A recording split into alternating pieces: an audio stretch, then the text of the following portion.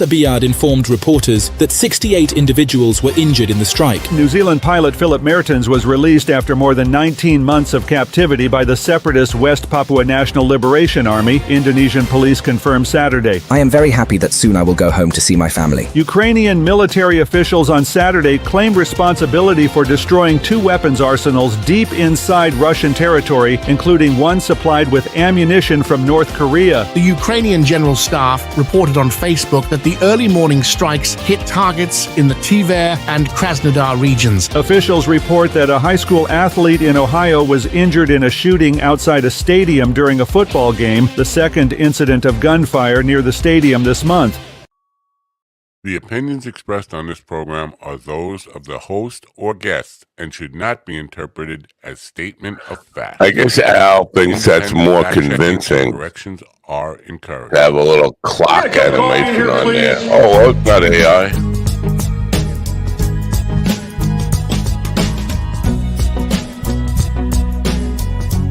Al.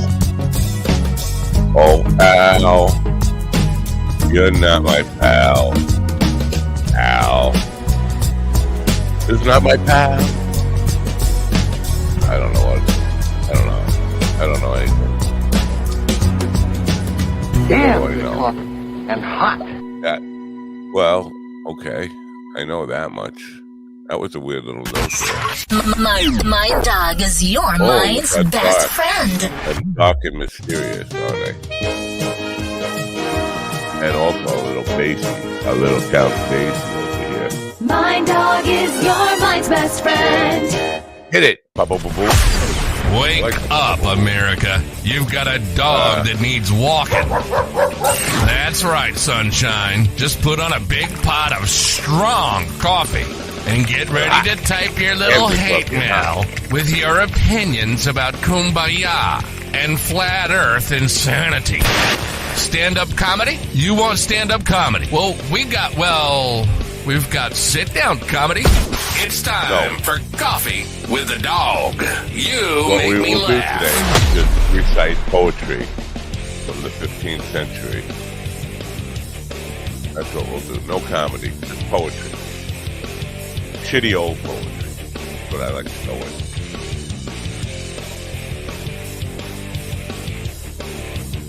All right.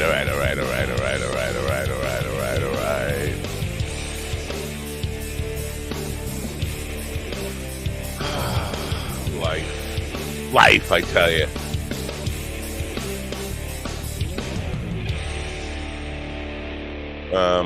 Yeah, life, I tell you. Good morning. Should I say good morning? Is there anything more depressing than the first Monday after summer ends? Well, good morning. It is Monday morning, September 23rd, 2024. Gray, overcast, a little chilly. The heat actually came on in the house last night. I didn't turn it on. It just said, ooh, it feels a little chilly. I have not slept again. There is a serious sleep deprivation thing going on with me. Apparently, my brother has it too. I don't know if it's like hereditary, like we both, or maybe we caught the same no sleep disease. I have not slept a single, a wink. They say slept a wink. Nobody winks while they're sleeping. If you're winking, you're awake. So maybe I did sleep a wink. I winked while I tried to sleep or something. I hope you had a great weekend. I had a very busy weekend, somewhat satisfying weekend, somewhat unsatisfying weekend, and somewhat confusing weekend, as you might put those two together and figure, well, that sounds weird. Friday day,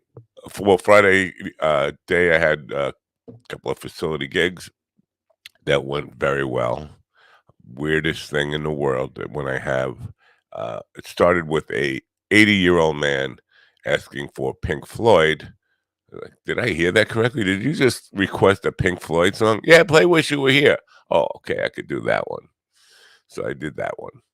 And then the old people started requesting Queen, Green Day. What else did they? Something else that was just like Deep Purple.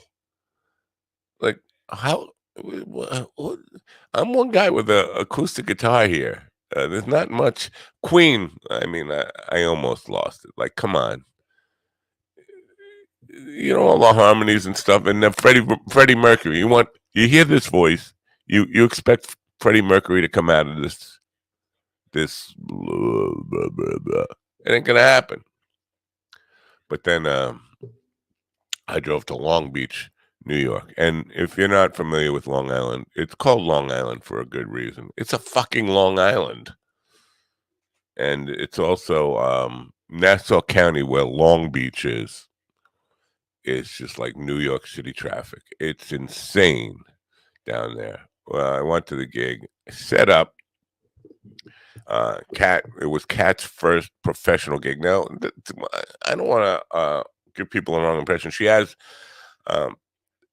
sung in front of people pretty much her whole life, and you know, she does that all the time. It's when I say first professional gig, I mean the first time she got actually paid for it.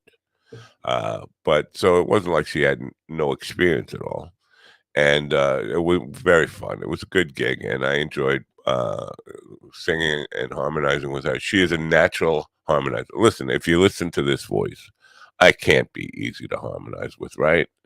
I can't be, and I know I'm not. But she was very good at it. Very good because she's a good listener, and it was a fun gig. I love Steve. Steve, her man, her boyfriend. I don't know what you called him.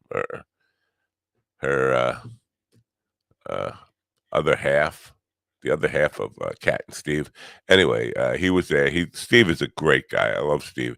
If I didn't know Kat, I'd still want to be friends with Steve. That's the kind of guy he is. But so that was a good gig. And then Saturday night, Rick Corwin sitting in on drums with the Rockin' 45s, because if you remember a few weeks back, we killed Ben, who was the most recent. Now Mike Barone he's just floating in the wind somewhere. He's got 19 different bands, so and this is a problem. So we have to get subs quite often, and Rick Corwin was the sub on the gig. Now Rick is a very good drummer. He's a school drummer. He's also a little light on the touch. A little light on the touch, you know, a little soft on the touch there. And I made the comment, we took a break, and I said, you know, I'm having trouble feeling it. And Mikey's like, oh, you're deaf. No, I don't have any trouble hearing it. I'm having trouble feeling it, because all the other drummers, they punch you right in the back, punch you in the ass, punch you. Rick, because he's jammed in the corner back there, he's kind of listening, playing soft. It's like, man, I'm struggling. I need somebody to kick me in the ass to get going. I need a drummer to kick me in the ass. That's what I'm gonna say. That's what I need. I'm not ready to play elevator music yet, or supermarket music. But we got through it. Scott did not kill Rick. Scott likes to kill drummers. I mean, literally kill them. We have a boot hill where the drummers reside. But other than that, and then yesterday, here's a weird thing. Now, I went down to Mastic Beach, where the Papoose, the Poos Patak reservation of the Okeechobee, whatever. I'm just so I can't anymore. But Mastic Beach is like Mastic Beach, Long Island, might as well be in Manhattan. The traffic down there is insane, and it's not all for the reservation or to get your cheap gas and your cheap weed and cheap cigarettes and all that stuff. It's just, I think they have more traffic lights per capita. I believe they have one traffic light per person, per resident of Mastic Beach. And it's just insane. And I told my wife, don't ever let me go there on a Sunday again. Now, it was just madness. So what should just take like 10 minutes to run in there and get it becomes a couple of hours ordeal just to go Is it worth it to get gasoline for $1.91 a gallon? Yes, you heard me correctly, $1.91 a gallon. Now, locally here on Long Island, the price now is about $2.95 on average per gallon of regular, not the high test. But if you go down to, and I don't want a traffic jam now from everybody on Long Island driving Puspatuk. But $1.91 a gallon, you can't beat that. I mean, it's almost like 1976 all over again. Anyway, so it was a crazy weekend for me, an exhausting weekend, and I didn't sleep. One more thing, and GD brought this up last week about the Haitian story with the cats and the dogs. The original woman who called in to the police saying the Haitians ate her cat. Her cat was just hiding under a bed or something, or in a closet or wherever. That cat was just doing what cats do.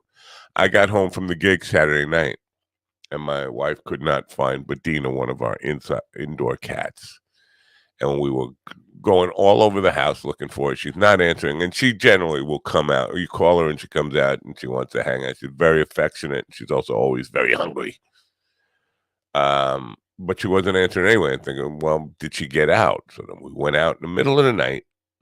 I mean, it was after midnight, going through the neighborhood, looking under bushes, going out there with flashlights, calling her name. People probably thinking, what's wrong with these two? My wife is looking under the shed, in the shed, all around the backyard, everything, looking for hours. Finally, we found her hiding under the bed, but she won't come out. Something's up with her. But she went from one bed to another bed. Now she's hiding under another bed. But and she's eating. She's just like, oh, fuck you.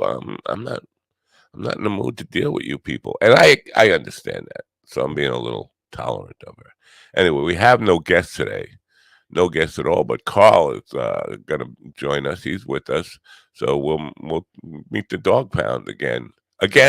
Once we'll say hello to the dog pound again right after this commercial from something that I need desperately, Mind Bloom. Mind Bloom is helping people achieve life-changing clinical and personal breakthroughs, alchemizing both the psychedelic medication, psychiatric care from psychiatric clinicians, coaches we call psychedelic guides, and a lot of content and meditations and programs into this really transformational experience that, because it's delivered at home, costs a lot less and is a lot more convenient for people to receive. Mind blown.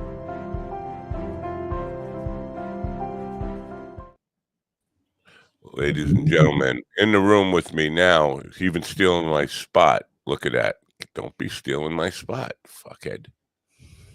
I will bounce you motherfuckers right to the moon today. I am not in the mood for fucking bouncing around. Okay, Biden. That's right. I got my little lumberjack shirt on. Anyway, in the room with me now is Stephen, the bouncing doofus Ortiz, straight from Kansas City, where he was drinking James Inman's piss. We have the fabulous Ron Kane, who is wearing lingerie, upstate New York, Cortland, and Rochester. We have Carl, the man from Manchester, with us, and my best friend of the last 37 years, Mr. KT Tunstall. KT, good morning. Good morning, America. MindBloomTV.com. Do you have the "This is the end of the summertime blues"? Well, guitar fret no more. Go to MindBloomTV.com and get our new all-summer calendar. It still has 12 months, but just the months you want. May, June, July, August. Rinse and repeat and repeat. Only at MindBloomTV.com. Enjoy the suffering and support your local mercenaries. I would like to explain to the listeners and viewers what is happening with G.D. Fenderson right now. Him and his wife have abused their bandwidth or something, was watching too much porn on his phone, and basically he has no Wi-Fi left to actually. It sounds like you're broadcasting from those secret Jew tunnels under New York that no one talks about anymore. Yeah, ones under Wall Street, right? Yeah. Bizarre. I never heard of such a thing because yesterday the Rev was using GD's setup and it was just like all pixelated. I never heard that you could have like a bandwidth issue because you've streamed too much or something, streamed too many movies. I'm not saying it was porn. I did say it was porn, but I'm not saying it sounds like a terrible deal if it is. Xfinity will, if you don't have the right plan, they only give you so much, and then they drop you down to like quarter what speed. kind of cable company or communication company? How much is for the most part? How much a lot of is people it in don't the reach States? those goals. A lot of people don't reach those limits, but if you don't pay for their unlimited internet plan, they'll tell you they're just selling you internet, but they limit your high speed test to like. Usually, Is it's that like what happened to 500 gigs or you? one. Because you're having the same issue. Have you been watching too much porn again? No. Never enough. Right. Who hasn't been? Anybody who hasn't been watching too much porn, raise your hand. I saw an article the other day about there was a young boy in the States somewhere that had been put in Pornhub videos, and he was 12, right? So basically, for years he was in Pornhub videos, and now he's suing Pornhub. This is true. He's suing Pornhub for so much money it could put them out of business. And I think that's do we all think that's disgusting? First of all, I think it's disgusting. I think we should have this boy killed. You don't take down Pornhub. Now, exactly what is Ron Kane, Mr. Our chief lingerie correspondent? What does rise up, stroke down mean? Know what it means. Exactly what it means. Rise up. What I'm doing right now. This is really small, so I don't even move. It doesn't mean I should try to, because it sounds like I should stand up, have a stroke, fall down, and die. That's what it sounds like. Rise up. Rise up. See, you're using the whole body to rise up. You don't need your whole body to rise, just part of it. But I'm still gonna have a stroke no matter what. Dude, I've had 2 sitting here. Are you kidding me? I'm about to do a 3rd now. Anyway, I don't know what these catchphrases mean. Is that like my new campaign slogan? I did some mathematics. Mathematics. That's why there's an S on the end of maths, unless you're retarded. And equivalent of in dollars, petrol, because it's not a gas, is $6.52 here a gallon. All right. Well, America number 1. The liquid product that is petroleum. So I just want to start by saying a shout out to Kat. I am Kat, Sugarloaf Kat, who made her professional debut with me in Long Beach, Long Island, New York the other night. She was saw a clip. Very good. Very good. Steve managed to get a clip. He wasn't too high to get a clip.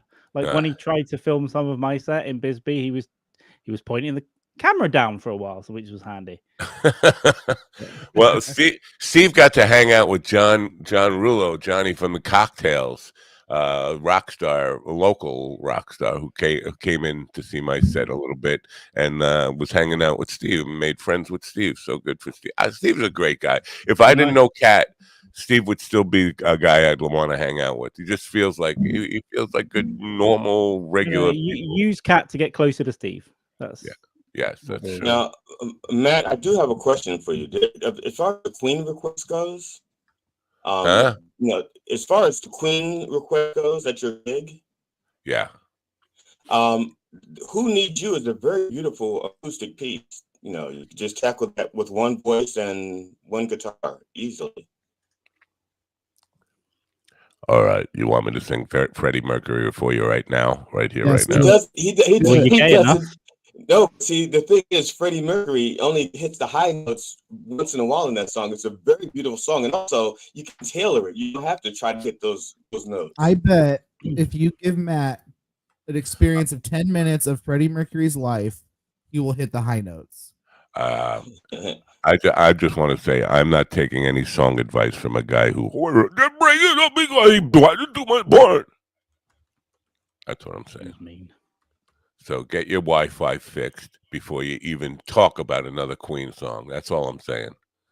No, I'm not inclined to ever try any Queen. No, Freddie Mercury's low note isn't in my range. I believe that. Yeah. I think he's got a really high. think you've got a really high voice because we know you're a nebbishy Jewish guy from New York, not rather than Italian. I think you talk like this. Well, that's more retarded. Sorry, I'm getting my impression mixed up. But I think you just put on the low thing just to sound more manly as well. You're like, oh, this is my voice. Yeah. Yeah. So back to Kat. She was very good. We did a little gender bending. She was doing Elvis, and I was doing the girl backups for her on. Okay. So, but you're saying there was some gender fluid present? There was. You're saying that men should only sing lead vocals as well. That's what you're saying, right? So but he's saying hit the girl don't write me. If you write me again, I'm going to come to New York and burn your house down. Right. You can do the girl backups, but you cannot do the Freddie Mercury part. Well, that's all falsetto. That's not falsetto is much. Maybe you don't. Maybe you haven't ever heard about singing, but there are different kind of voices: the head voice, falsetto, chest voice. Yeah, I would imagine Freddie Mercury only hired Grumpy Dykes, so their voices were probably much deeper than his. Yeah, no. GD hasn't gotten the news is slow getting to him. We're in the deep part of the deep south of Maryland, wherever the hell he lives. Hills of Maryland. Yes. So here's the thing I want to vent about, and if you guys have had this experience, please let me know. Long Beach, Long Island is a good hour and a half, 2 hours from here, depending on traffic. The gig finished. I get in the car. I'm driving home, and I get a text from the agent who booked the thing, asking for his cut. Wants me to, and I'm driving. 10 minutes later, I get a second one. Can you Venmo me the money now?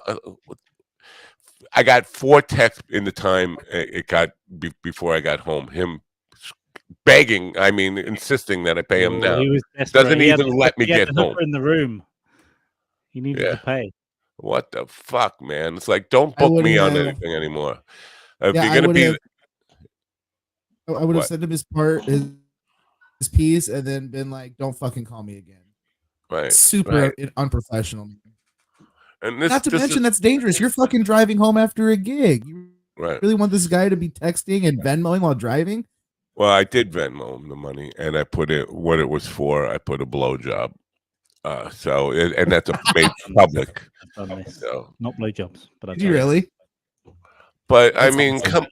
You don't even let somebody get home before you start busting their balls. It's not like I'm running away anyway. You're gonna get the fucking money. But here's the thing: the venue paid me by check, which musicians are not used to getting paid by check. We get paid by cash. And he made me wait a good hour,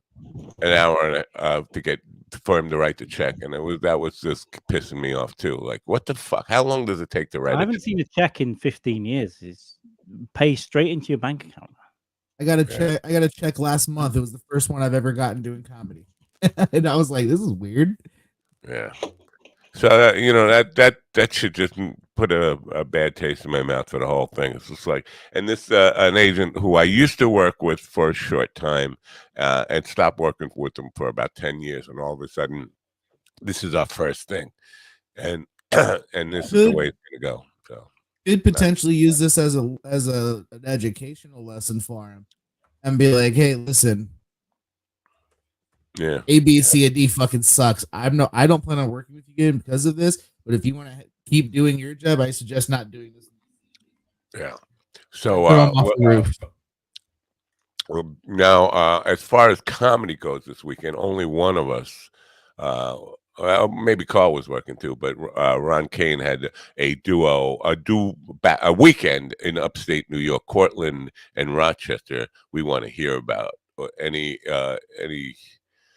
anything of note worth talking about in your gigs from this weekend, Mr. Landre? No, it was pretty straightforward. It was, show up and do shows. Cortland was light, but Fringe Festival show, that was pretty good.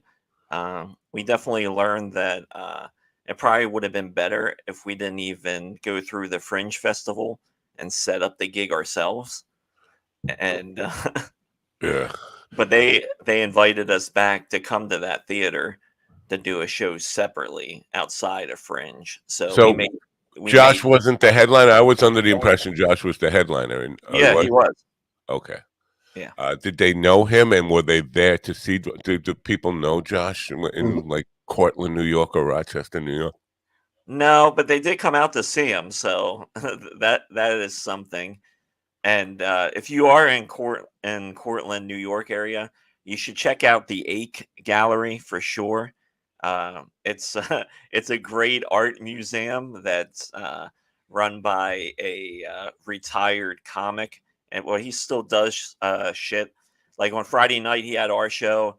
Then on Saturday, he was doing a show with Tom Kenny from SpongeBob. They were having an animated film festival in that area, so that happened, and he had like some other people that did Nickelodeon animation and shit like that too. But it's definitely worth checking out, especially his bios about the artists. They're magnificent. Now you were up near that Canada, that thing that's whatever Canada the country that starts with a can. Those damn Canucks. Oh yeah, was it? Yeah, was it? Was it fall there? Visibly autumn up there or not? No, not too bad. You can see the leaves are changing, but Bummer, like man. the weather was perfect all weekend, and except it rained, and so in Rochester, some of the streets stink when it rains. Wow. All It's right. unfortunate. I actually ended up performing 2 5-minute sets this weekend. In Kansas City? I did. Now, were you drunk on Inman's piss at the time? No, I was not. But I did an impromptu 5 minutes with my wife's coworkers at the bar. During a karaoke thing, and the DJ like overheard and was like, "You can do 5 minutes if you want," and I was like, "Sure." So that was fun. And then did your wife file for divorce yet? I'm just curious. Actually, no. So it actually turned out really good. So I did that. Everyone in the bar loved it, and then the next day, their senior vice president of their company heard that I did that and was like, "Hey, at lunch today, you want to do 5 minutes?" And I was and then like, she asked for the divorce papers, right? no, instead he gave me his card. I gave him my information to potentially perform at the next event in January. So you got through the whole weekend without her filing for divorce? Correct. Do you have life insurance or something? I'm just wondering what the alternative is. So I am not able to get life insurance, but my wife does. You're so I am currently planning her murder. You're uninsurable. Yeah. Holy fuck. Imagine what kind of fucking the world looks at you as like your life has no value. It's not worth insuring. Oh, dude. Hey, you know what? Even when black people were considered only 3/5 of a person, people still worried about losing them and them getting hurt. Not me. I'm not even that. They're just like, hey, fuck this guy. He's dead. Throw him in a hole. Wow. That's pretty yeah. It's got to be a bummer. Worse bummer than it being it does, but here's the thing though. I'm uninsurable, but I paid for a standard hotel room and got put in their deluxe king suite for the weekend. Oh, I buy regular plane tickets. To be fair, it was Kansas City. It wasn't like a. Well, and you might as well be in Haiti, and you might as well be a cat. Hey, they didn't eat any pets in Kansas City, just relatives. All right, Carl, did you work this weekend? This weekend I did next to nothing. I'll be busy this weekend and this week. Wow, you are an international man of mystery. I'm not going anywhere internationally for many months. Yeah, but you just came back from being internationally. I was in Brazil for 10 or 12 days or so. I was supposed to be in the US around about now. That's very ambiguous. 10 or 12 days or so. Don't you? Well, there was actually a finite number of days were there. It depends on what clock you're looking at. And what he was doing at the time that he was recording the time he was there, because it sounds to me like it sounds to me, Carl, like you're trying to set up an alibi. Like how much time I need to bring there 14. I was there for 14 days. Carl is my 6 agent. You're incredibly sharp. You're incredibly sharp because Yeah, 14 days with travel. I was there 12, but some people thought I was there for 10, and some people didn't know I was there at all. So I am an international man of mystery, as I have to keep several plates spinning with different people with different pieces of information, which is why you didn't see a lot of social Carl media posts. Danger Powers. Yeah, the cravat is in the cravat, and the dead sex fembot is in the wardrobe there. So Where do you keep your pressed Italian suits and your Italian boots? Right at all times in this bag. Oh, very cool. That's really weird because GD has the same bag, but he keeps it full of dicks. So they're not dicks, they're dildos. What? Oh, my bad. Oh, sorry. Yeah. The bag of actual dicks he keeps in the freezer. That's my bad. All right, Dave, now you've opened up a can of dildos. Let's talk about it. Somebody was talking about Diddy and the amount of dildos he had, and I don't know what the number was, but it was 1,000 bottle of lube and apparently hundreds of dildos, but hundreds of dildos. Yeah, right. And the question was, well, how many dildos who needs that many dildos? And I said G.D. Fenderson. Dude, I read that same article. I thought in my head, I was like, wait a second, I know another black dude that has a ton of dildos. Yeah, it's just a black connection. That's what it is. Yeah. The difference is you will never see me being dragged out by the FBI, the CIA, Interpol, or anybody else. And they're going to have to kill him as well, because he's clearly going to be able to take down pretty much everyone else in the music and perhaps Hollywood. I don't know. He's going to be. He's Wouldn't he have done it by now? Because I would. Dead in a month. Yeah, he'll be dead in a month. Diddy will be dead in a month. Or less. A month is way too long. Listen, I happen to have some. Went to Diddy parties, man. I'm blanket. Yeah. I'm giving a blanket estimate. Let's be real. As soon as they announced he was on Suicide Watch, the countdown began. Well, let me just give you my perspective on this. In 1973, when Rebel, who was a compulsive gambler, who was deep into my father for about $750,000. When the FBI arrested him, it took him 30 seconds to flip on my father. I don't think, and start talking and ratting people out. I think if you're in for what Diddy is in for, it's but he's just straight up denying it. He's straight up denying he's done anything wrong. But yeah, and the thing is, well, Epstein kept documentation. Diddy kept photo and video, right? And on top of that, you have like photographic evidence of like every person you can think of at a Diddy party. Tony Robbins has been to a Diddy party. You know what I'm saying? Like Tony Robbins was at a Diddy party. How do you know that? Diddy has parties. Yeah, he's Tony Robbins has been to Diddy's white parties before, all white parties. I did not know that. Is Diddy invited to an all-white party because he's black? But he was paranoid. So I'm wondering if because you see these things where he's patting down Bieber for a wire and stuff. If you're that paranoid, you're going to hide the evidence pretty good, right? I would think. I feel like that wasn't that video though. After the initial raid happened, he was initially started being investigated. No, I think that Bieber was a little kid in the video. He was like 16 years old. I saw a different video. So maybe he wasn't patting him down looking for a wire. Maybe he was just patting him down on principle, saying it was for a wire. There's a video of him when he's like 16, 17 is like Diddy's like, hey man, why don't we hang out anymore? And Diddy's in his 30s by that point. And first of all, why the fuck do we use his nicknames? Never trust a man who's had 7 names. He called himself Swag for 3 months and then changed it to I don't remember that. I was thinking about that. Originally he was Puffy, then he was Puff Daddy. Then P. Diddy. P. Diddy. Briefly Swag, then Love, then something else Love, then Diddy. It'll be his name will be and there was like a solid like 6 months or a year where everybody referred to him as the full thing, Sean P. Diddy Combs. Like they didn't even cut it down to just Diddy. Weirdo creep.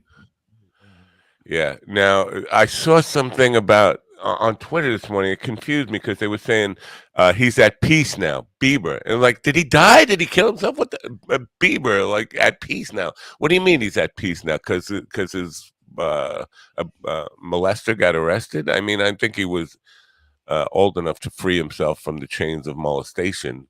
I don't know. It confused the hell out of me. Bieber's not really that old though. He's still only like what, 30?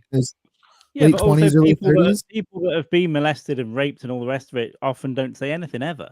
Yeah. Until after until after the person that's done it. Right. Well, that's what I was thinking. It sounded like he died. The way it was written up on Twitter, and I can't find it now, but it was like he's finally at peace. He's talked about being free of his pain and all this stuff, and his journey coming to an end, and he's finally at peace at last. And I was like, what the fuck? The kid died? What did he do? Kill himself? But there's nothing on there. I would think that there would be big news about that, right? There would be, R.I.P. Bieber would be trending or something like that. God, if Bieber died right now, the world would stop. Yeah, it's very For at least confusing. 2 days. Now, yeah. So now, you're talking about him flipping on people. Just because he flips on people doesn't mean they'll be prosecuted, right? Because it still takes evidence. You just can't go by his word. Yeah, and often, like even with the Epstein, they had all those other names, but they're not going to go and indict anyone else. They're just like, yeah, we know who the names are. We're not going to release those, and we're kind of going to put the case to bed. We prosecuted Epstein, we prosecuted Maxwell, and that'll do. Yeah, you can't prosecute somebody on the word of a stool pigeon, because they got everything to gain by just giving up all sorts of names. I mean, you could basically name everybody who's famous. That's always been my question. Like, how trustworthy is the information necessarily coming from somebody who's just trying to get themselves out of trouble?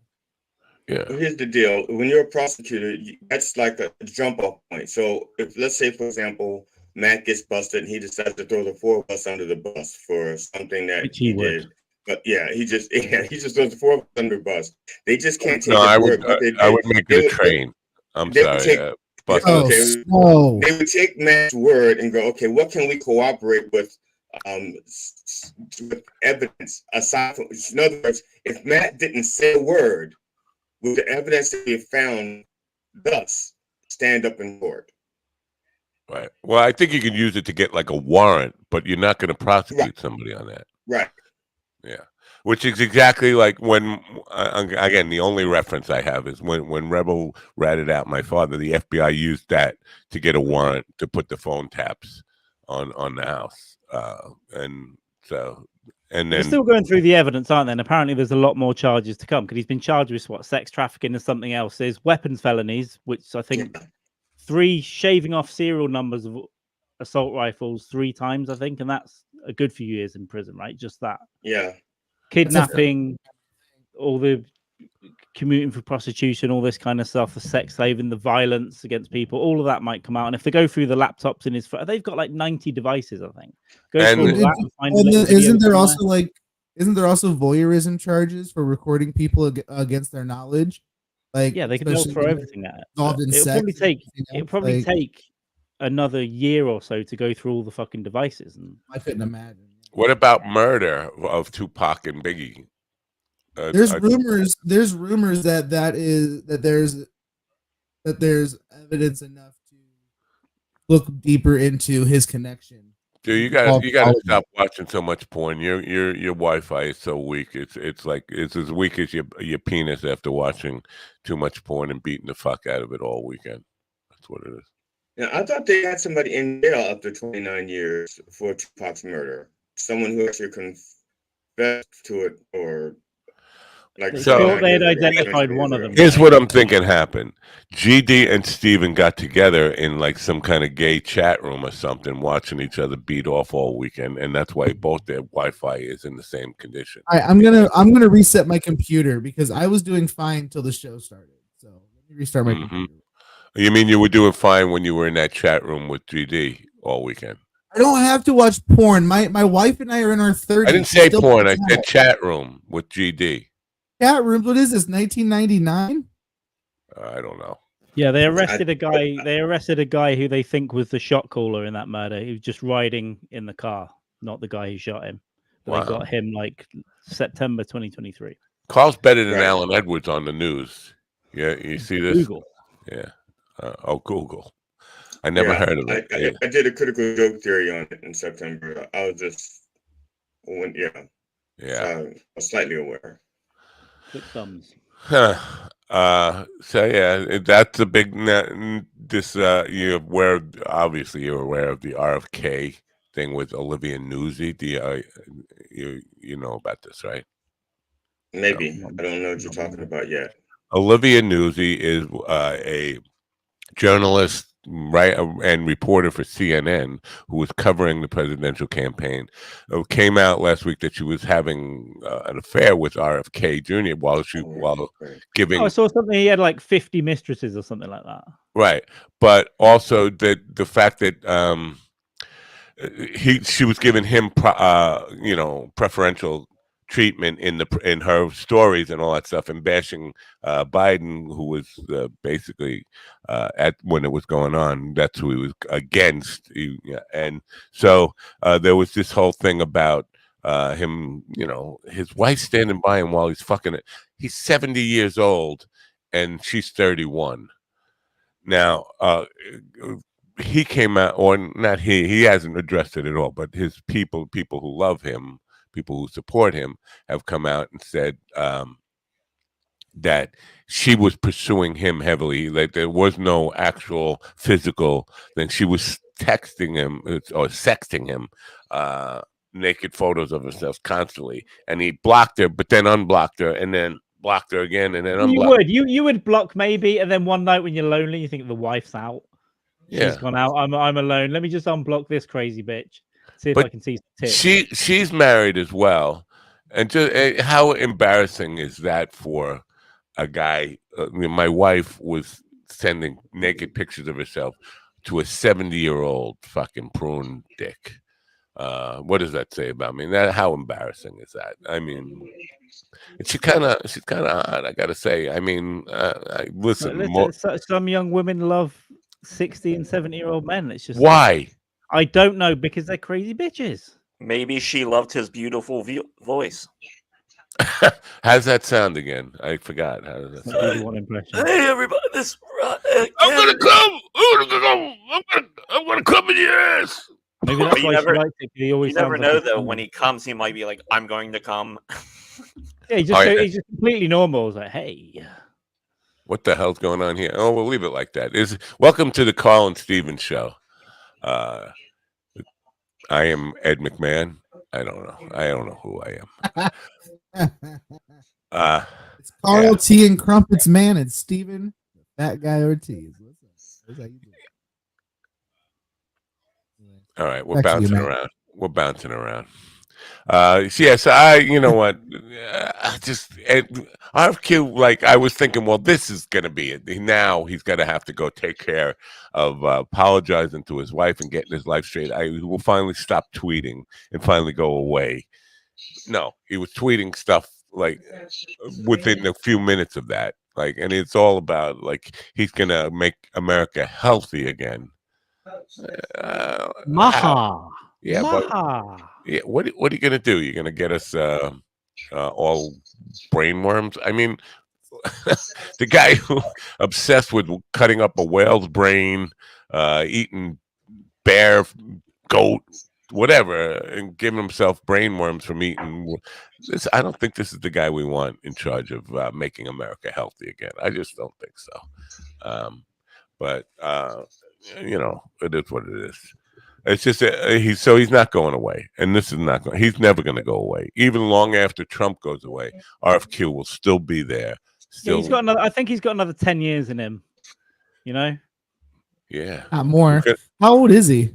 70, I think. He's 70. Yeah. I think he's got a good 10 years because he's kind of spry for a 70-year-old. Whatever he's jacking himself up, whale dick or whatever. I think he'll be around for 10 years. Everyone thought Biden had 10 years left. After the last 4 years, he went downhill quick. Can't stand him. Can't stand him. It probably depends on what if Cheryl Hines divorces him or not. What she probably knows about all this, right? If you've got 50 mistresses She's probably well aware. Like, listen, he slings it around when he's out of town. Yeah, well, some comedian, maybe it was Norman, he tweeted something about this is how powerful the Kennedy Riz is that this is a guy with multiple brain worms. He's got caught like chopping up first of all, his second wife killed herself when he revealed that he was just fucking everybody and everything in his diary, and basically he flaunted it in front of her. She ended up killing himself, and he encouraged her to do that. Heroin addict, whatever, just compulsive liar, and now he gets caught banging a 31-year-old, and she's still sticking with him. That's how powerful the Kennedy Riz is. Yeah, they were all terrible people, but people love them, right? Yeah.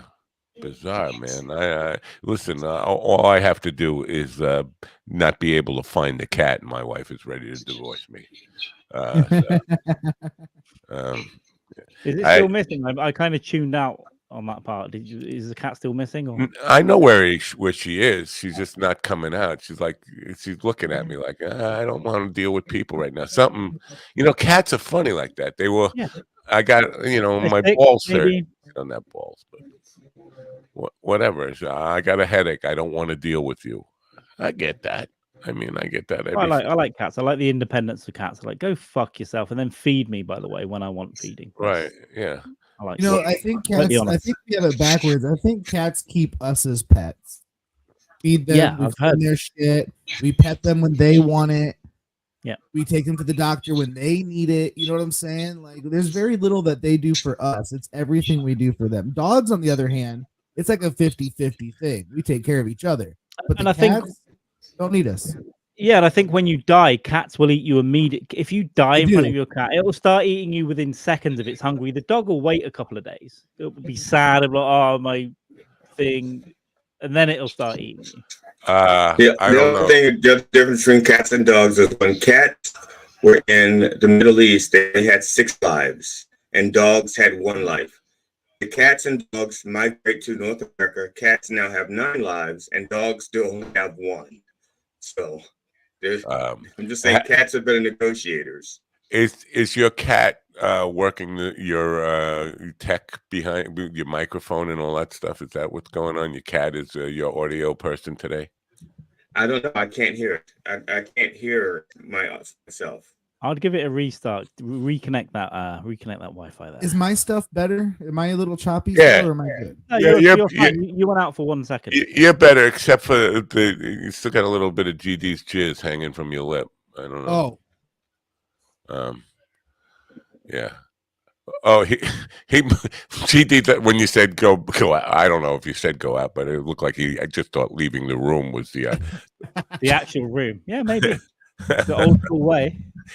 I'll just walk out. I can hear myself now. Yeah, so can we? We can hear you. We can hear you moving boxes and construction. I don't know going what you're on. hearing. I don't know. I don't know what you. No, what I heard was, that's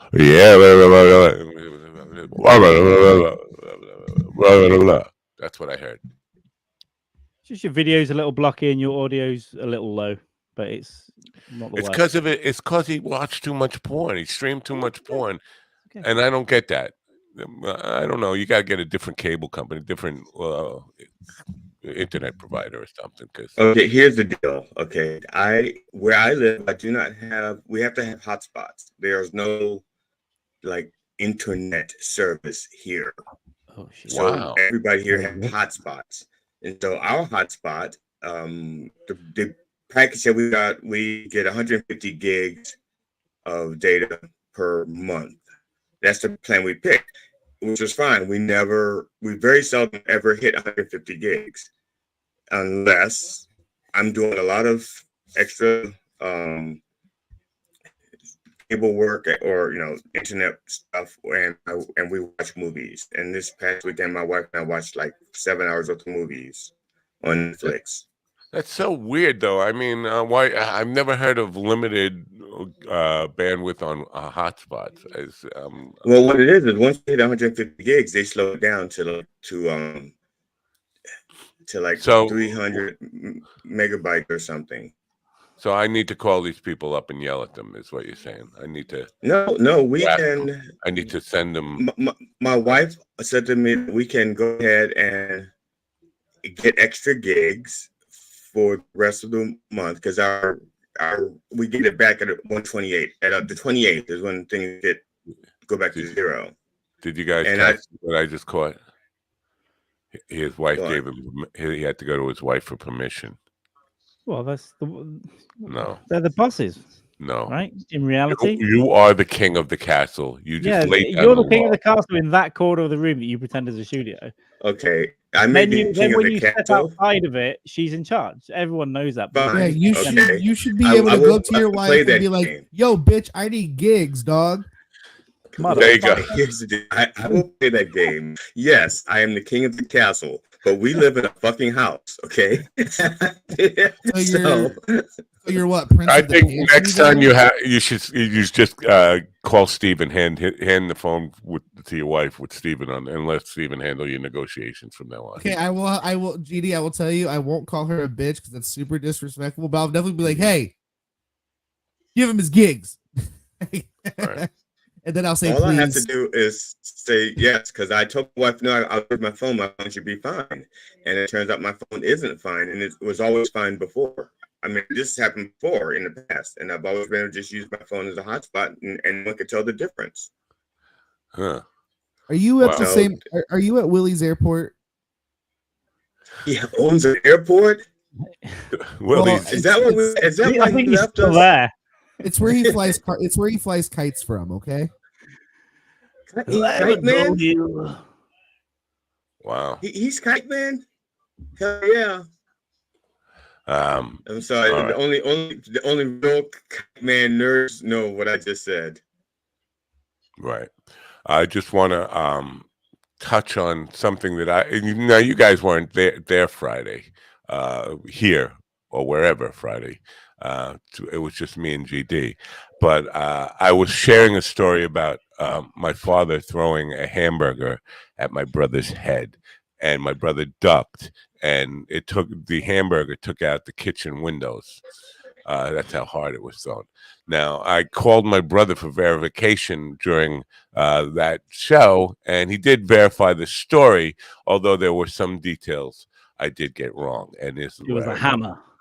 No, it was a Whopper that he threw at my brother's head, but I said it took out all the wood frame. It did not take out all the wood frame. It took out all the glass and bent the frames that held the glass in, so that getting the windows replaced, you had to have all the windows replaced. But it did not take out the wood, because that was the mystery. Like, how could a hamburger ever be thrown hard enough to take out a wooden frame double window? Well, but it was a quarter pounder, right? No, it was a Whopper. It was a Whopper. And did it have cheese? Because the cheese makes a difference. That's added weight. That cheese is the difference maker, because when that cheese starts to cool off, it gets real hard. I did not even ask about the cheese factor on it, but my brother was saying how much they weighed, and he said basically you have to take into account this is like 1969 or something. Yeah, they would have been a lot heavier then. They would have been real meat. Maybe. Yeah, you didn't. Yes. So this was 1960. Where's the Ace reporting? The cheese is like the go-to information. So that's all I'm saying, that the meat in '69 as opposed to the meat nowadays would have been a little bit more lean, and also the fact that the glass would not be tempered. Like now, all the would glass have been is single tempered. pane. Maybe I don't know what you had there. Maybe shitty. Right. It's not secure. Yes, that's exactly what it was. Single If pane, it wasn't shitty tempered, glass. was it angry? Yeah. Yes, that's what it was. My brother had complained about onions on it. See, now I was thinking about this. Like, there's nothing in the world that would get me to throw a hamburger at my kid's head. Well, mainly because it's food. I want to be eating that burger. I mean, don't get me. Hey, no, that's not true. There's times I've taken my kids to McDonald's to play in the play place, and there's times I've thought about just taking the sandwich when they're running by and just. Yeah, I've thrown eggs at a girlfriend once, and they all missed and hit the windows. Took me months to clean it off. And I did throw I mushed a cheeseburger into the face of a man in Ibiza who was trying to sell me jewelry. And he wouldn't take no for an answer several times. In fact, two of us each mashed. That's not your kid. That's what I'm saying. This is your kid. You know, because if he would not have ducked, I think both my brother and I agree on this. If he would not have ducked, he would have been decapitated by a hamburger, and then it'd be on the news. Definitely, young boy decapitated by burger. It's a cool story though. Yeah. Carl, quick question. And just think of the McDonald's ads. McDonald's was saying our burgers are kid safe. You can throw our burger at your kid and you won't kill them. And then Wendy be saying we never freeze our meat. You can throw our burgers at your kid. And then White Castle, everybody be capitalizing on it. White Castle, Right. So yeah, you know, Arby's. It's have the beef. It's just because I remember being traumatized by the whole thing because I was on the other side of the table. Violence, there's glass breaking, probably someone screaming at this point. Yeah. My brother was like running for his life at that point because you never know what's coming next. French fries. Yeah.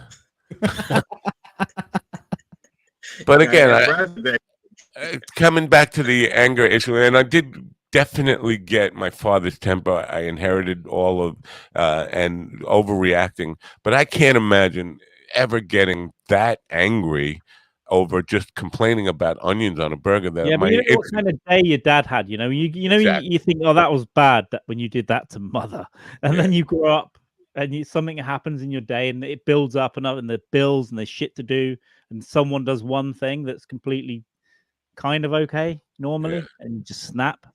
Punch your wife. I think he had that kind of relationship with my brother. That my brother was always doing something to piss him off too. Like he was very frustrated with my brother's behavior at the time. He was becoming a hippie, and my father's generation was not happy with the whole. We had so much violence in our house, but because I was a mistake and I came along a little later. My brothers would have seen the worst of it. But I had a memory when they told me I was 25, and my brother told me about one of the punishments they did, which was bad. And then I kind of laughed, and that's fucking crazy. And then I had the memory of the pain of that thing as well. Yeah. Oh, it also happened to me. Yeah. I don't know what my point was, but yeah, I was just beaten as a child. Yeah, but nobody ever threw a hamburger at your head. No, I was whipped with one of those power leads, that you plug into the back of a monitor. Ooh, yeah. That was the thing. And then my brothers were tied to a chair and then had that to them, which I was laughing at. I was laughing at my brother reciting this.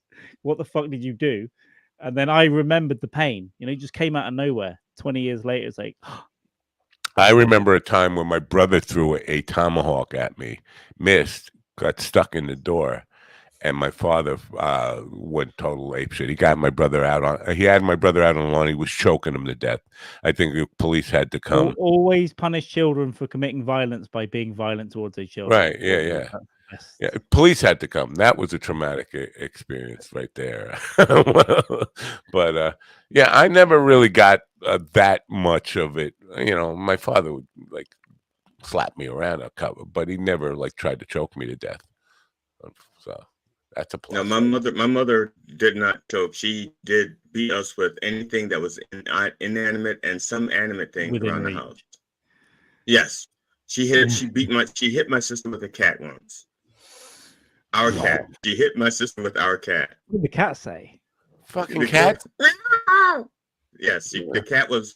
They were arguing, and my cat came in to try to make peace and started rubbing up against my mother's leg. Because please, calm down, calm down. My mother would not calm down. She picked the cat by the tail and hit my sister. And my sister turned her back, tried to turn away, and the cat wound up on my sister's back like this, and was panicking and clogged my sister's back, and my sister's trying to get the cat off, thrusting it against the wall like this, and I didn't have that much longer after that. Now she would have the kids taken off her, right? And probably my parents would too, but I'm still kind of nostalgic that it happened for me. I'm like, oh, remember that? Remember being beaten to the point where they would have been arrested now? Well, the thing is that once my mother found Jesus, she denies any of this ever happened, because once she found Jesus, it's before my mother found Jesus, she wore the way she beat us as a badge of honor. Okay, he says, yes, I hit you with the cat. Yes, I beat you with garter belts. Yes, I beat you with belts and extension cords and shoes. And then she found Jesus. She's like, I've never laid a hand on you kids. Well, she'd been forgiven. That's what she said. She goes, Jesus washed away my sins. I said, your sins maybe, but not witnesses. The witnesses are still there. I'm trying to bring up some of the footage of my mother beating us. No, we had this discussion the other day about your mother finding Jesus, and Opus made some clips, and this is some of the titles where if I can find some of them now. Now it's going to be taken. Here's one of the titles. Now, this is not about your mother finding Jesus. The goose burger that crashed through the windows. Now, we weren't talking about goose burger. No. Those were two separate discussions about could you make a burger out of goose meat. Right. But there was some stuff about where's the stuff about finding Jesus? Boy, there's a lot of stuff here. One of the ones, this is a GD conversation. Family trauma, the aunt who could still slap, and that slap is all capitalized with an exclamation point. More goose burgers and stuff chasing fam. Where the hell is the stuff? What did it do away with all these good things about GD's mother finding Jesus in a bourbon bottle or something? How my mom found Jesus in the liquor cabinet. You could just get him to recite the story in this time. Finding Jesus in the liquor cabinet, my famed confession, unpacking bizarre slavery statements in politics. I don't know. Now, Erica asked me, are we going to make clips out of what she did from that thing? And I said, well, actually, Matt does not do it. He has AI do it. And so, but she was just wondering whether there were going to be clips because she was curious, I guess. She was curious. Yeah. A lot of the stuff, it's just like repetitive stuff that it pulled up. But I'm noticing now a lot of Ashley Madison. Cause I did bring up Ashley Madison briefly. Have we heard any more about the Ashley Madison hack about people getting caught cheating?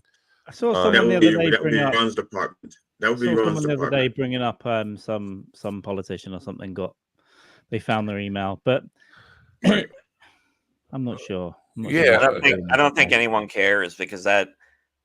No, not about the famous people, but I would think any guy who was on there cheating on his wife would be shitting a brick. Well, I mean, if the wives feel like, I'm bored, I'm going to go look at this Ashley Madison list and see if I can find his email. If he was dumb enough not to use a burner email, come on, guys. And honestly, a lot of them aren't that smart. But it's 2024. What are you fucking doing using Ashley Madison to begin with? You deserve to get fucking called. Well, isn't this historical data as well, though? So if they used it 4 years ago once, or 5, 6 years ago, they've got that, I think, as well. There's millions and millions and millions. That's what I'm saying. Like, if you're gonna be a piece of shit and cheat on somebody that you're married to, you're really gonna go sign up with verifications with timestamps and everything when you fuck around? That's stupid. That's dumb. Mark Robinson was on hotel room. Now, Mark Robinson, the Republican lieutenant governor of North Carolina, he was on these porn sites calling himself a black Nazi, but also was talking about his pedophilia fantasies and all this stuff. Now, this is a guy who campaigns against all this stuff, but was using his real name, his real email address. But you can't legislate stupidity, right? I thought he was using his alias, a mini soldier. Who is he the lieutenant governor of? From where? North Carolina.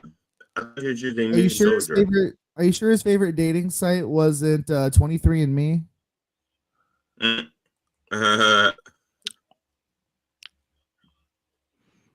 Good, Matt. You were about to not say something? No. That's what that joke requires. Dead silence. Yeah, I felt bad, but it took me a minute. Yeah. So I mean, the point I was making is people will use their real fucking email addresses for fucking insane, especially now. Come on, shark lasers, guys, go get a proton mail. Do something. Right. Fucking Google takes 2 seconds. This is not my concern about that stuff. But whenever anybody store your data in the cloud. No, I'm not storing data in the cloud. That means Right. It's the way that most people do and most businesses do now. It's fucking crazy. So everything's moving to the cloud, which so it's one-stop hacking now. Just it is. Well, you got everybody's everything. You've got to rely on Microsoft, Amazon, or Google to be super fucking secure. Otherwise, they won't be. You have to hope that they're super secure, but you also have to do things on your end, like two-step authentication and shit like that. Yeah. Like I use two-step authentication, and I also use authentication tokens to log in. But that's for you to access your own data. Once it's hacked, that's what I'm doing on two-step authentication goes out the window because they're just looking at raw data then. And what data? What are you keeping on that really as well? I use G Drive for a lot of stuff, but there's not a lot in there. I'll be too worried. Actually, no, there is. Now I said it. Nobody hack my G Drive, please. Well, the issue I have, I don't know, because when you're an Apple guy, they just want to store your stuff in the cloud anyway, and you don't get to choose what you store in there. It's just going to back up all your stuff to the cloud. And it's I currently haven't let that happen because I work out of G Drive for a lot of stuff, but I haven't allowed Apple to do the iCloud thing yet. That'll probably be useful, but everything goes in there by default. So Apple, the only things I keep in the cloud are I think just my contacts list. Yeah. And that's it, because all of my photos I keep locally on my computer. I back my phone up and take them off my phone. I don't want those hacks to take many of mine are in the cloud, and I should probably go and delete some actually. Yeah, somebody on Facebook said that by being poor, you save yourself from having your identity stolen. I don't think so. No, I think if you got $50 they don't do it for money, they do it for an identity. So if they've got your name and in the US, probably social security number, address, that's it. When you're poor, you have, and if you're poor and you require help, every time you get help, you're giving your information out. Poor Ron. I had a friend of mine. He he got a phone call. And they asked him, I'm going to make up a name. I'm just going to say Ron. They said, Ron, did you just try to buy like a Lamborghini or something like that? and I'll take that back. Not what it was.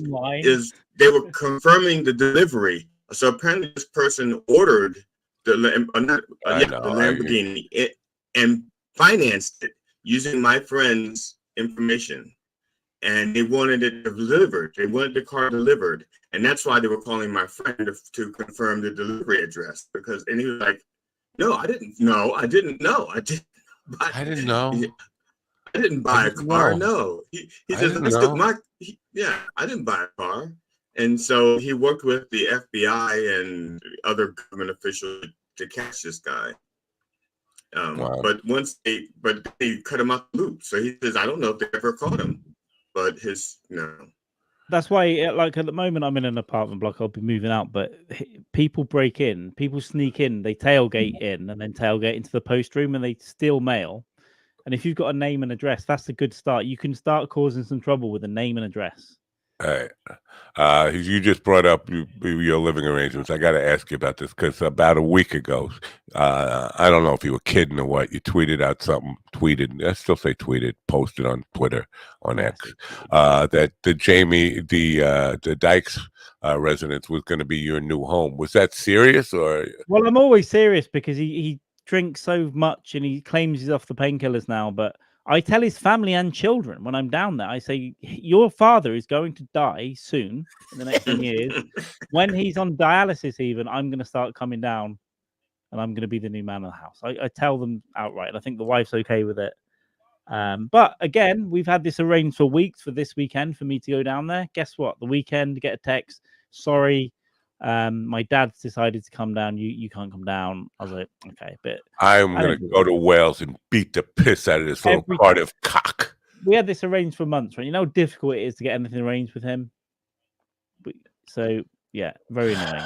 And he also told me I'm started to write again. I'm gonna start making a comeback into comedy. I was like, okay, well, I'm gonna check on that in 6 months.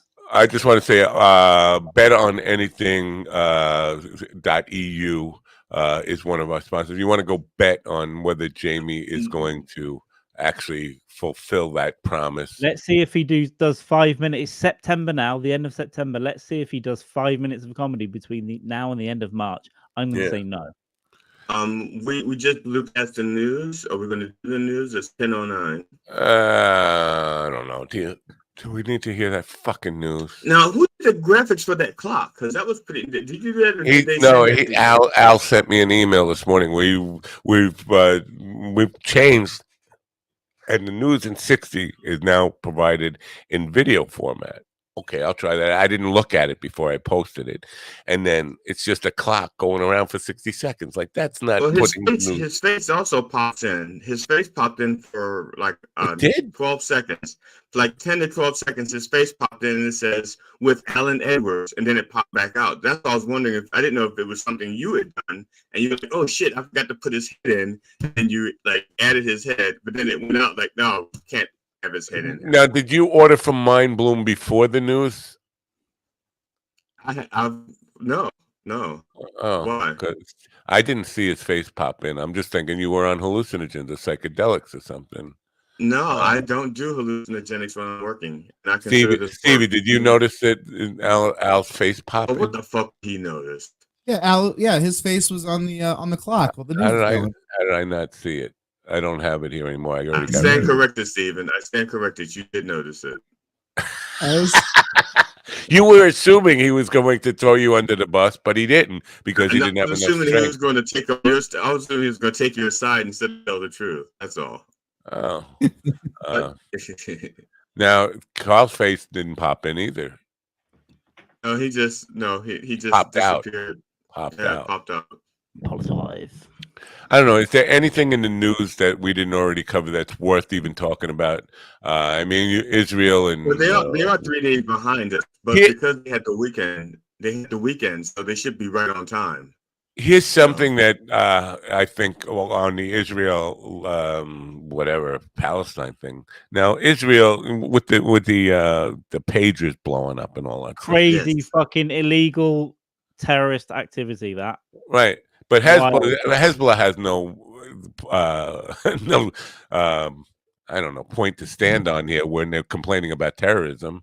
Well, no, they're crazy. But Israel set up a series of shell companies over 15 years. They think right ran it out of Hungary, so they're using another country, presumably without telling them. And because Hungary said we have no idea. Pagers. Now I'm going to set up a shell company with sundials, and anybody who buys my sundials, will be and walkie-talkies as well. They've done right.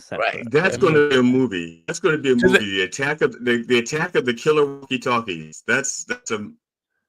I mean, antiquated technology here. It's just they've done that to avoid using phones, right? Because Israel has got a really good intelligence agency, apart from when they forgot to check that people were running over the border. Right. Well, they did check them. They just decided not to do anything about it. I think they were thinking that they could use that opportunity to do because what's his face, Bibi, is trying to stay in power, and I figured he thought, this will give me a good chance to do it. The version. It's not going to get any calmer in that region in the next couple of years, basically. Right. Not as long as Big is alive, and it's probably going to involve America. This is why I brought it up, because I thought we're speaking calmer. No, I don't.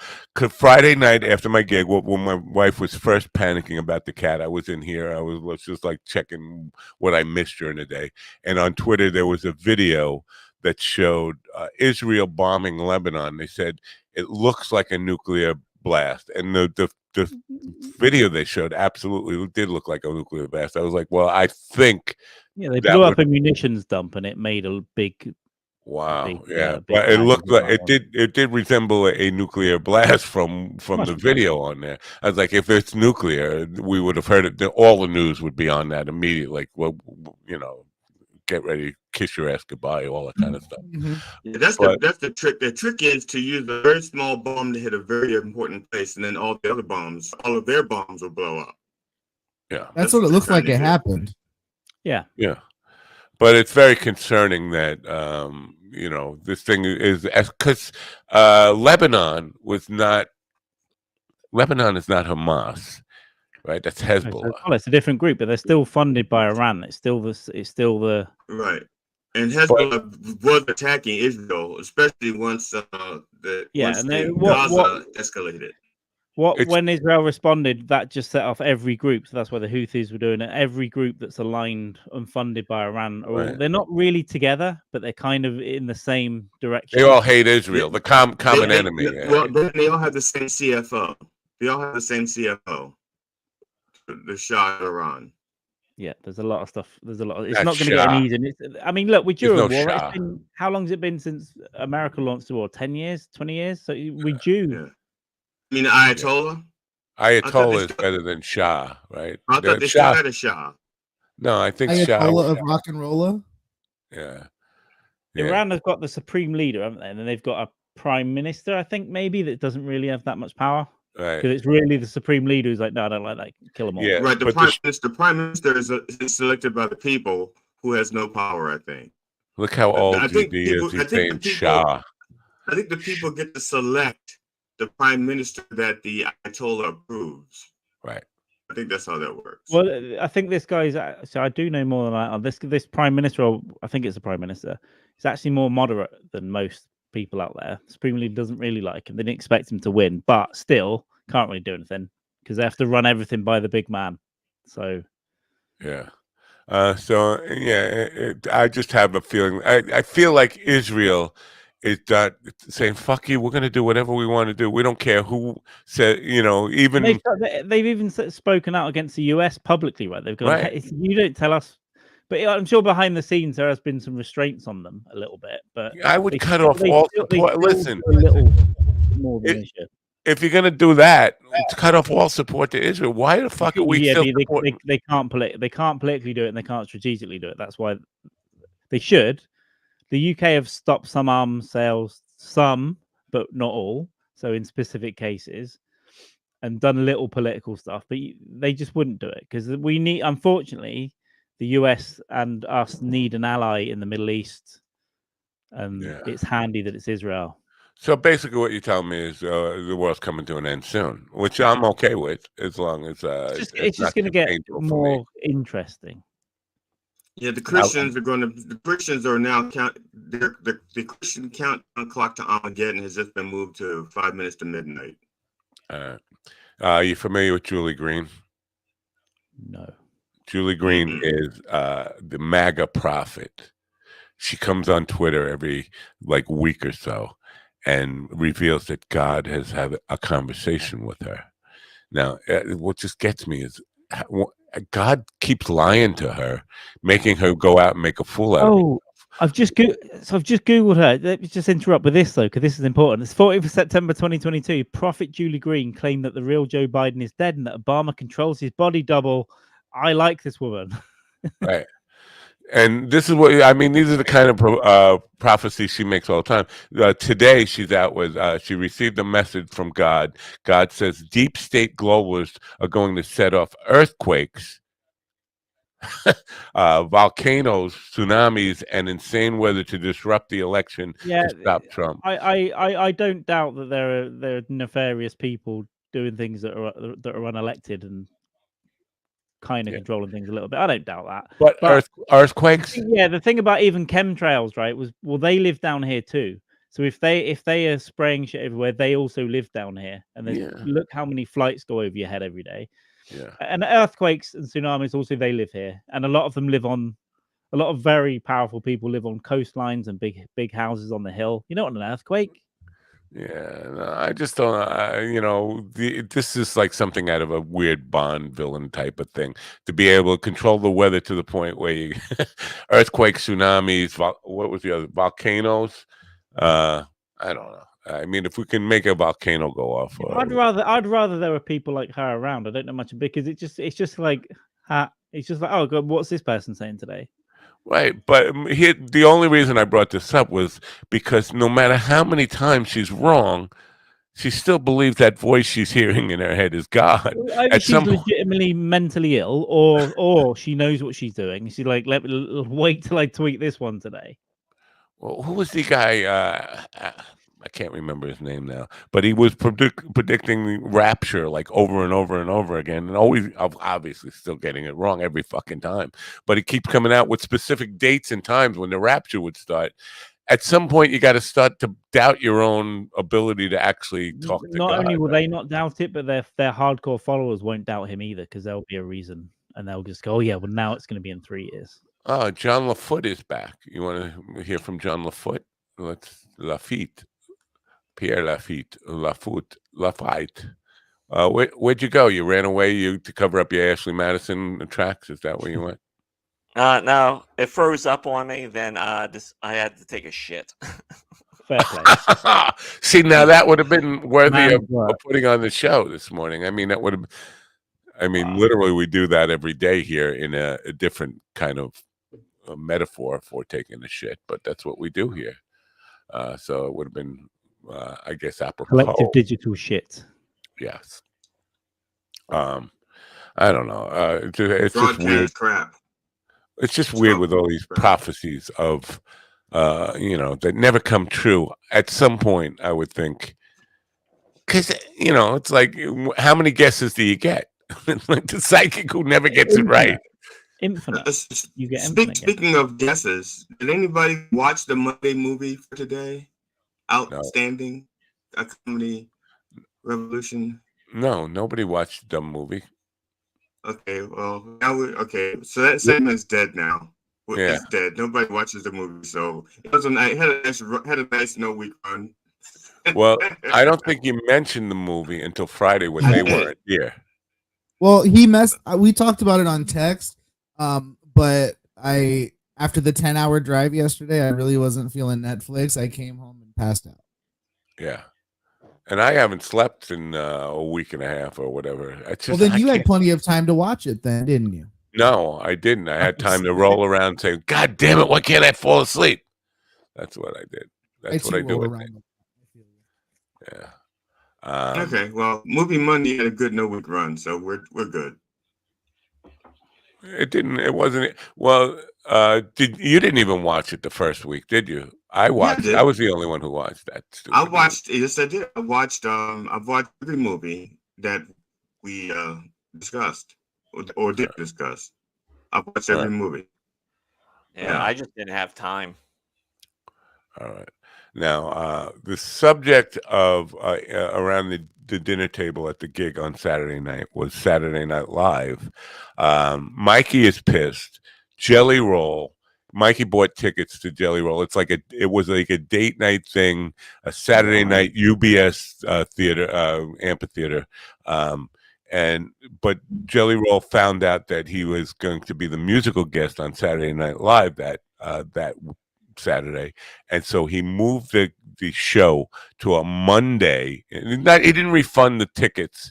He moved the show to a Monday in the spring, and Mikey's pissed about that. He's like, for Saturday Night Live, what do you're letting all your fans down for Saturday Night Live. What the fuck is good about Saturday Night Live? Nobody cares about Saturday Night Live. Stick to your guns and do the concert that you've already sold tickets for.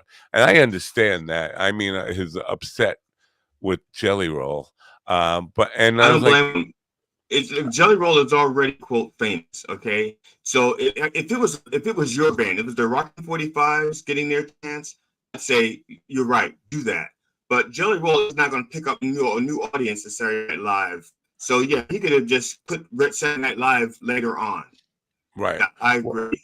I'll do it next year or in 6 months, right?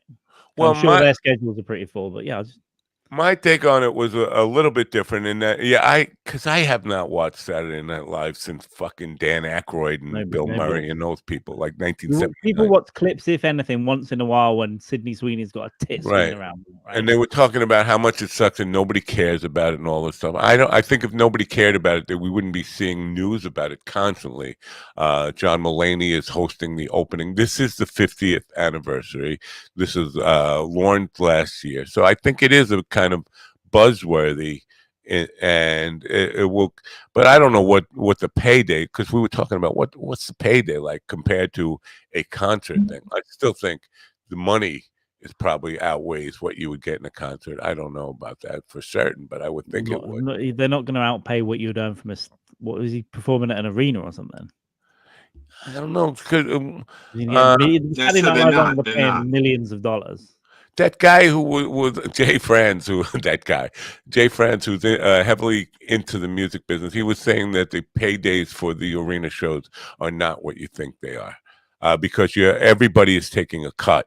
The arena's taking a cut. You got to do more. You got to do well. I know for big theater shows, you've got if you do one day, you don't like Madison Square Garden. You don't really make a lot on it unless you do more than one. And the same with theaters, because you've got to pay all the staff, you've got to rent the place, all kinds of insurance. There's a curtain fee for that. Yeah, with $10,000 for fucking this to open or whatever it is. But you can make some serious money. But normally, if you're doing arenas or whatever, if you're doing even if it's music, if you do more than one, if you do like 3 nights at Wembley in the UK, that's the money. What you can do, if you can do 2 shows in one day, that would be, because there's not like there's a lot of money in insurance, but the insurance rate is a little bit lower when you. I just don't know how there's that much money in TV anymore, like regular TV. I'm sure there is, but it's just surprising. Well, so what are you saying here? I mean, as far as the Jelly Roll controversy, he pissed off 50 or probably not 50, 40. Maybe 35,000 fans at the arena hold. I'm just guessing numbers here, but people who are hardcore fans, he's pissing off them to do Saturday Night Live. It's not just it's his word. Okay, it's him saying you people don't matter. That's, to me, that's what it is. That's what I'm saying. I can almost see, like, for something for a nominal benefit, like I said, I can see if there's a Rockin' 45s. Or even me. Like a movie, maybe if it's like a movie and this thing is 6 months out and he's booked a movie, maybe because we're gonna have to move these shows, come film this movie for 6 months, maybe, right? But yeah. Well, but also maybe he's always just wanted to do Saturday Night Live.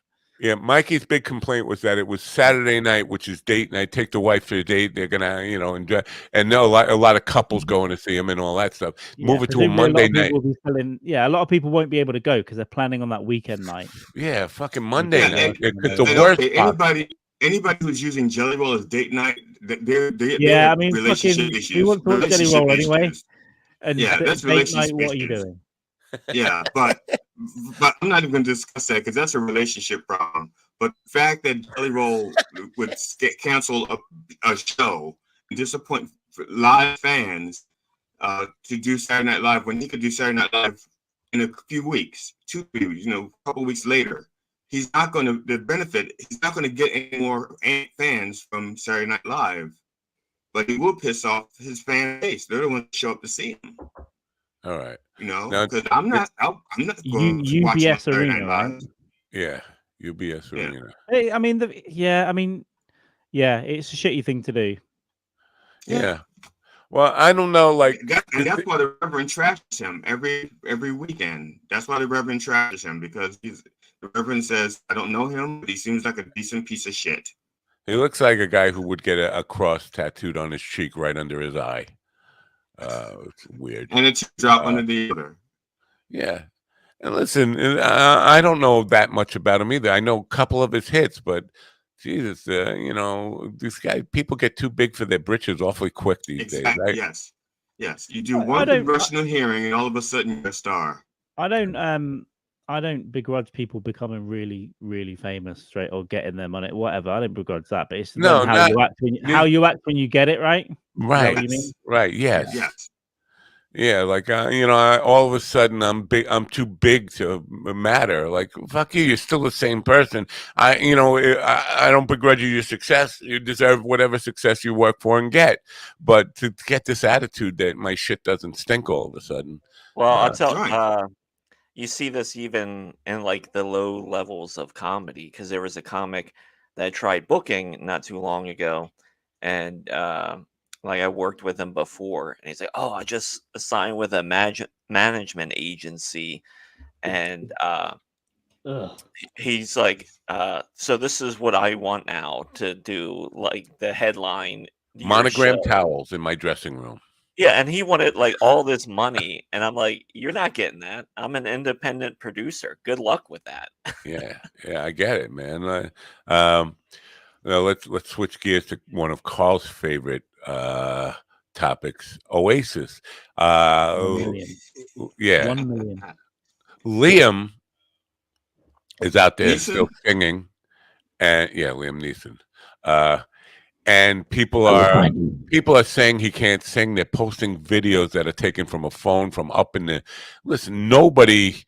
It's not going to sound good if you're taking a phone video from an arena. It was a boxing fight where it's not a proper setup. The monitors were shit, and it's a boxing fight. No, it's not set up for that. Right. So they're saying, and now according to the rumors, people are going and trying to sell their tickets to the Oasis. That's what I said. That's it. This is just like one or two people starting this shit, like Haitian cats and dogs starting shit on Twitter. But people expecting someone to sound like an album 30 years ago, and also just not having any knowledge of what's happened in the last 20 years. I'd say. Yeah. I just wonder who are the shit cunts that Liam's mad at. The people the shit cunts are the people complaining about his voice. Oh, okay. Okay. I thought they were He another directly band. addressed them by calling them shit cunts. Okay, I thought they were another band. So and it's the band that was opening for them. Who's the dog catcher? I hope maybe they do one show, then they break up again. I'm already tired of hearing about. I think the money. I think the money's. I think that's in the contract. You have to fulfill it because the money just from the UK shows is like 200 million. It's mental, and the US shows. Yeah. I think that they won't get paid until after the tour, is what I think. His voice is angelic. Liam says his voice is angelic. It wasn't like angelic when he was 20. You mean like Angelica Houston, that kind of angelic? As well as him being pretty local to here, in fact, starting right next door, I would rather characters were around like that than some bland fucking corporate. Although the money makes it corporate in some ways, but I'd rather someone just turns like, actually, you're all cunts. And you shut up, Okay. so you tickets if you want to. Okay, Carl, what is shit pop? I mean, Britpop. Britpop. It was kind of named by the music press. It wasn't really a thing that happened. In the 90s, there was obviously a bit of a revival from stuff from the 60s, and there were a few bands that knocked around. And then the music press coined it. Were the Spice Girls? Were the Spice Girls an example of Britpop? It was the 90s version of the British invasion. That's what it was. The same time, the same time, but not really. Not women, GD. Come on. Now, do you have tickets to the Oasis? I can get anything I want, and I will be going to he can get anything he wants. Anything he wants. About 15 minutes from my house. He can get anything he wants. Yeah, any ticket, a jet. Out, doesn't matter. I'll get one. Call man jet. Someone. That's why I fly around the world. It's just to push someone down the stairs so I can get a ticket. Wow. As coming back to what I said before, Carl's the international man of mystery. We don't know really. We know he's Dr. Carl, man. We know that about him. We don't know. I don't use that. I know. I use that. I use that. Well, especially the doctor. He's a doctor of gynecology, in case people were wondering. Green vaginas. I don't know. I thought gynecology was just your hobby. No, that's me. That's my hobby. Right. I do open mics, but we don't really know what Carl does other than comedy. Yeah. He's into. I think he works for MI6 or MI7 or MI8 or MI9. I was at a wedding with someone from MI6 recently. Yeah. No. Now you cultivate this James Bond type of persona that you have, this man of mystery thing. Does it score you a lot of pussy? That's a big question. No. I mean, I mainly spend a lot of time currently alone, being anxious about doing anything at all, and then I'm going to do something. Is that the plan? You're going to die you're going to die alone, like an lonely old man, and in the nursing home. News will follow, no doubt. But yeah, I most certainly won't be here alone for long. No, well, I think that's my saving grace is I will have somebody to come visit me when I'm very soon in the nursing home, waiting on Jell-O and having nurses change my diaper every day until I pass away. And it can't be that far down the road. I don't think you're going to deteriorate that quickly. I think more than anything, I think you might just keel over on YouTube or on stage. That wouldn't. I've always said I wanted to die on stage. You'll get angry with something one day and be like, "You motherfucker!"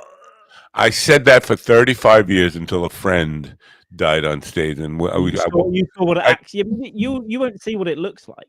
Yeah, I did not see what it looked like, but I know people who were at the show when he had a heart attack on stage and died. He shit himself as well. Did he shit his pants when he died as well? Yeah, it was, and you don't want to see someone die like that. Also, I thought it would be good for publicity, no matter.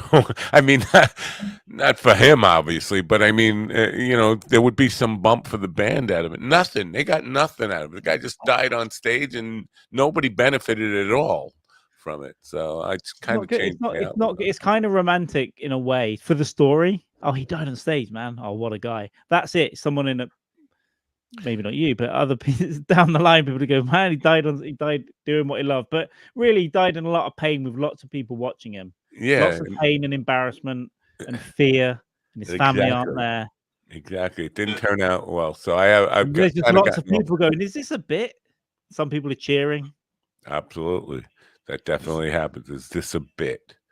In 81 or 82, the band I was in at the time we were in the studio recording, and the sound engineer said, "Oh my God, you guys are really good. If one of you would die, you'd be really famous."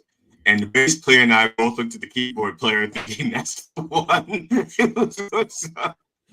I'm just wondering, does the band get to pick who's the one to die? I mean, who gives a fuck about the keyboard player?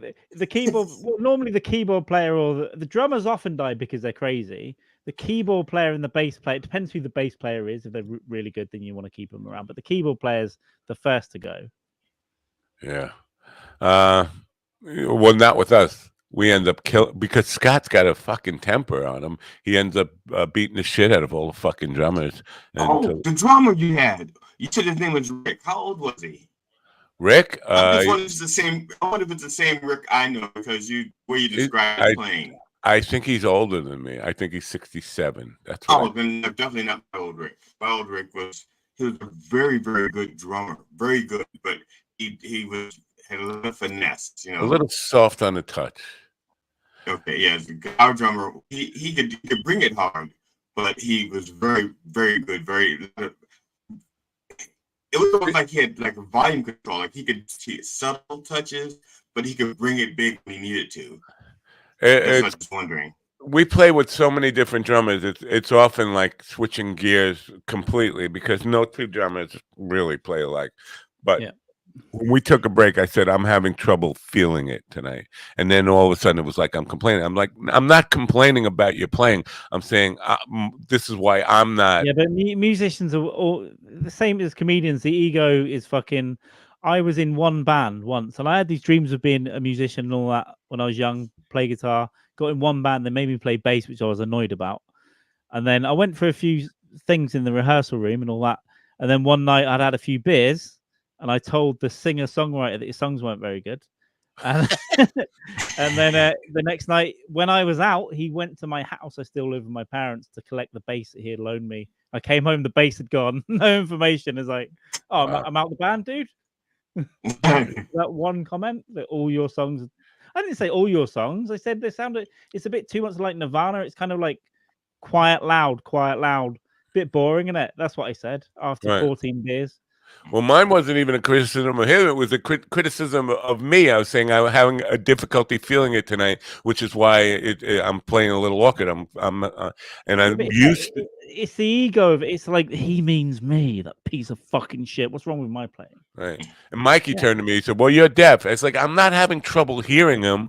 I'm having trouble feeling it. And there's a difference. I could hear the drums fine.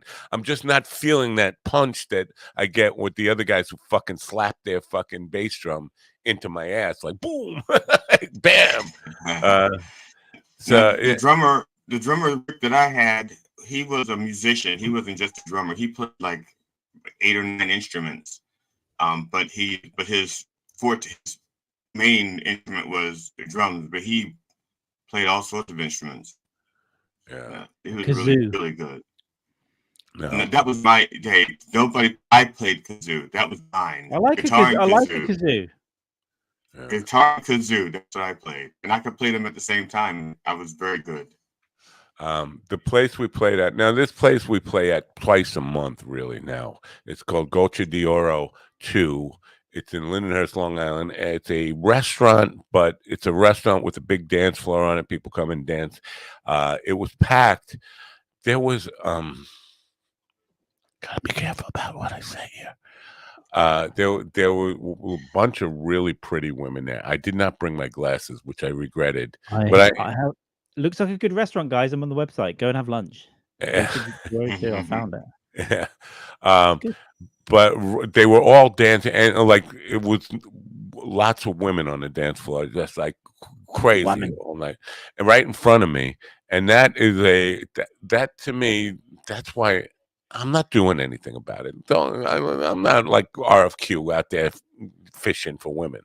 Mr. Napo, don't trust him. That makes a gig fun for me. Is I see women out there having, because guys don't, when they're dancing, they're out there like they're forced to dance by women, but women who are actually just come running up to dance, like they're excited to do that. And I'm like, I would love to have that kind of, like I hear a song and I just got to get up and dance. And I can't relate that's to why that. You need to play, that's why you got to play at a gay bar, a gay club. They want dance. They go there, they dance. They dance like there's no tomorrow. Yeah. Start going to a gay club. Start going down the Blue Oyster in your leather hat. See what happens. But all the dudes are like, they're dragged onto the dance floor, and they can't wait for the fucking song to end. And this is the thing: we don't end songs. We just go from one song into another. We don't, it's like a constant segue where like a DJ thing where there's never a stop. You just crossfade into the next song. Yeah, like Frank Zappa used to do. Did he do that? I don't know. Well, at least he did at Meriwether Post Pavilion. It was like one song after another, bam, bam, bam, bam, bam. Who is Supergrass, by the way? Supergrass, welcome to the chat room. There, I believe you're new here. Dogcatcher talking about a band called Supergrass, who are, for information purposes, are touring the Aisha Coco album again next year. So look for tickets. Welcome to Rip City, is his little moniker there. So yeah, welcome, Dogcatcher. Now, I mentioned a couple of weeks ago, I don't know if we want to talk about this, but Ian had sent me a thing about Brendan Schaub getting into trouble with the law.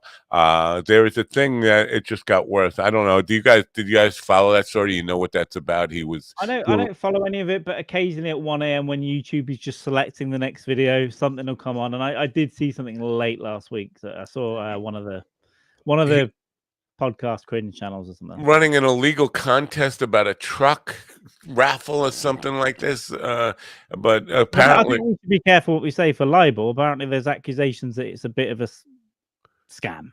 Yeah, well, the headline is we don't have to worry about libel. We have good lawyers. We have very good lawyers. Oh, that's great then. He did it. Say what you want. Talk about school shootings. No, carry on. Yeah, the headline is just Brendan Schaub's legal problems just got a lot worse. I have not read the article yet, but all these fucking people who've been propped up by Rogan are their fans turn on him eventually. The other guy, the guy I bash all the time. What's it? Segura. He was back on bashing the poor again last weekend. It was facing a lot of backlash against that. And then he said he's going to do this special taping of a special taping, and but the price so that the poors can't come. I mean, that's basically. You're basically dissing your fans. I mean, these are the people who support you. You got rich off of them, and then you're just going to keep insulting them. I don't get the strategy on all that kind of stuff. But I think a lot of these Rogan people that he just props up, eventually they get to, like the jelly roll syndrome. I'm too big for everybody. My shit don't stink. Yeah, but it's some people are more wired to start acting like that when they get a lot of money. But no one knows how they would act. We can all sit here and say, if you give me loads of money for 10 years, I'm going to be great. I'm going to be great. My ego is not going to be a problem. Right. And I already know the answer to that. I already know the answer to that. My ego would not get in the way of me being a decent person, because that's what my ego is based on. My ego is based on me being a decent person. If I lose that, then that's it. I'm done. What the hell are you doing on this show? We don't allow decent people on this show. Well, ego is one thing, but it's it's like just always How you been treat like people around you. The only thing you can ever do is treat people around you well, and people that you meet well. To some extent, what you say doesn't matter, but when you meet people and work with people, be cool with them. Oh, is that I have to say goodbye to Govs right now, don't I? Oh, I don't want to snooze. Fuck you snoozing. Eat your snooze out of my ass. Whoa. I'm sorry. Did I just like with a lot of those comics and